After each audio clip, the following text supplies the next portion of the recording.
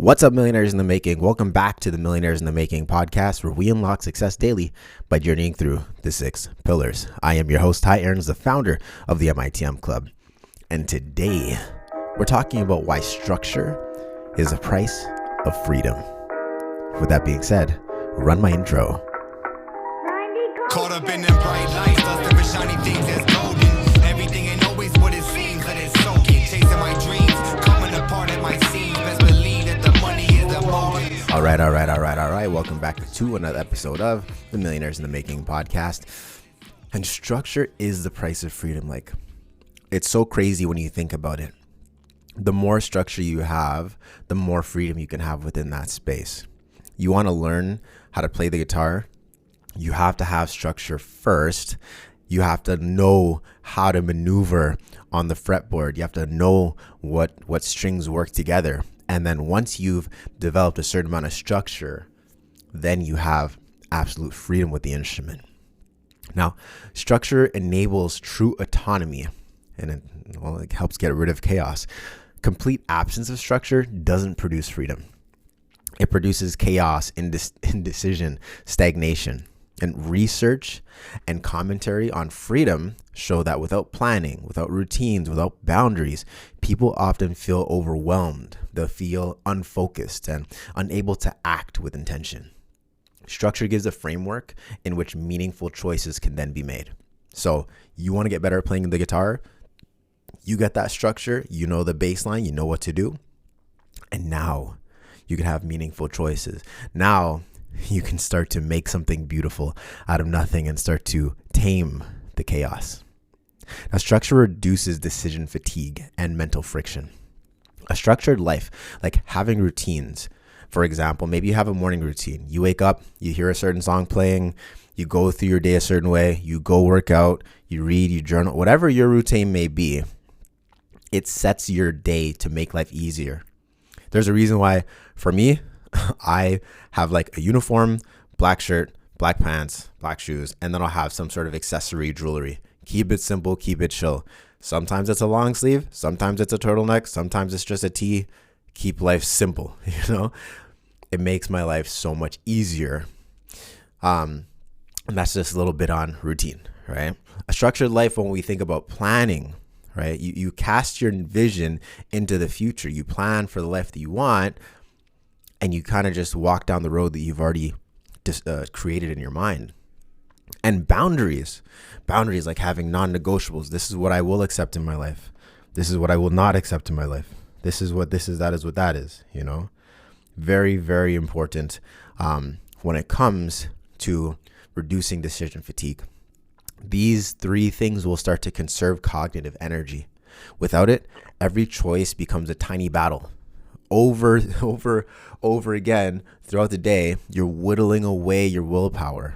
You're starting to cause reactive behavior.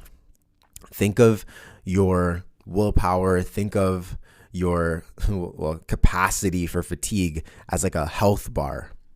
And the more things you have to think about throughout the day, the less and less productive that you can be in that same day. So we don't really want that to be a part of our realities.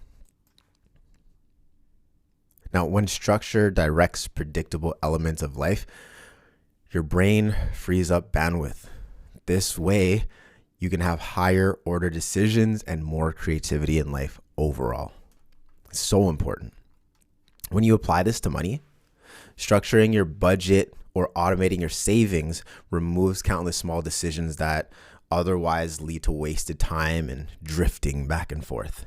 These things are definitely needed to move forward with speed in a certain direction. One interesting thing that I started to really understand, even for myself, is having planned structure can be foundational to freedom and having autonomy. Like, you can map out what you want to do, right? And philosophical research shows that planning and structure are central to human freedom because they let us align actions with long-term goals. Like, I have a set time every day that I planned structure to then do this podcast. Or I have a set time every day that I'm like, hey, this is how you're supposed to do outreach to then build the business, right? Without that structure, then my behavior or anyone's behavior would then be dictated by impulses and external pressures instead of just personal choice. And really, that's the whole purpose of this podcast, guys.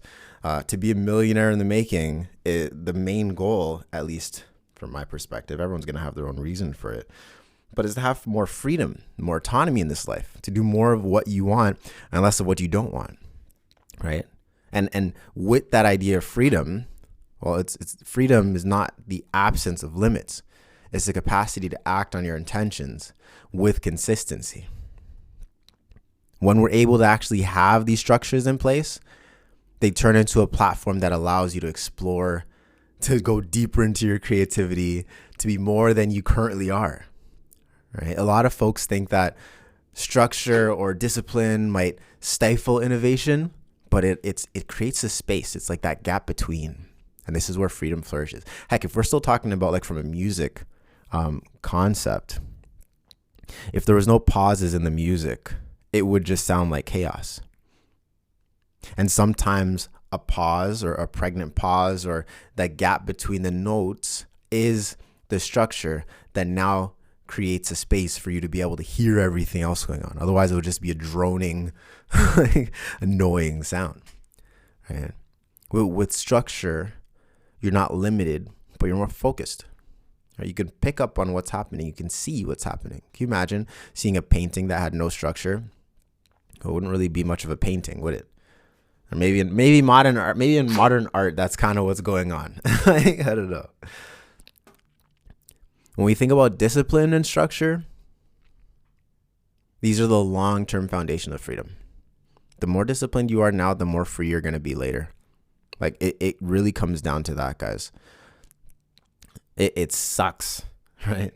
I think Bobby McFerrin has a song it's like, for those who have been trained by it, no discipline may be pleasant at the time, but it's painful.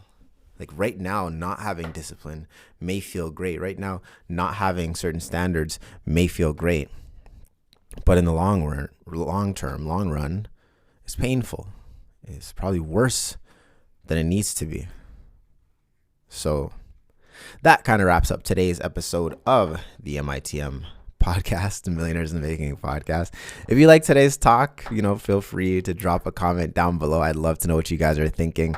I really hope that you guys had a great January. I think this is the last episode of January. I will see you guys next month in February, where we're going to keep talking about drifting. We're going to keep talking about how to put your best foot forward. We're going to talk about a lot of topics over the next couple weeks. But today, I do want to share with y'all is that my book, Stop Drifting, is officially out. I would love if y'all could take a moment. I think the Kindle version should be available right now. Just click the link that's attached to this video and check it out. Get the Kindle version. It's only like a couple bucks. I hope that it helps you guys stop drifting through life and start making and living intentionally on your path to your first million and beyond. And with that being said, stay blessed. I'll see you tomorrow. Peace. Give them that creme de la creme whenever I spit that. Ain't no lose or draw when it's the only option. Till I'm balling like Stockton, I'm locked in.